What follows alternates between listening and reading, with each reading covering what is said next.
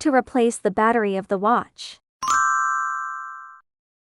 Step 1. Remove the rubber ring on the back of the watch. Step 2. Gently pry under the time adjusting rod with a screwdriver to remove the rear cover.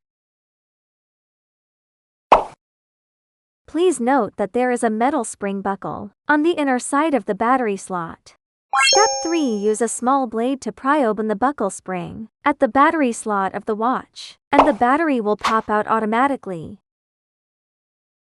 Step 4. Prepare a new Senior 6-6 SW type battery. Place the battery with the positive pole facing up and the negative pole facing down. Align it with the spring buckle of the battery slot and press it gently.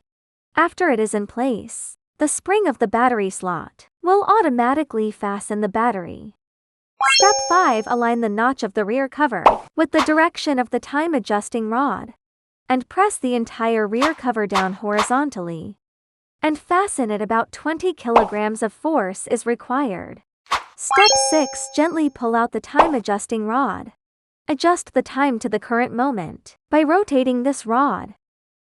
Afterwards, press the time adjusting rod back. Then the watch will keep time normally.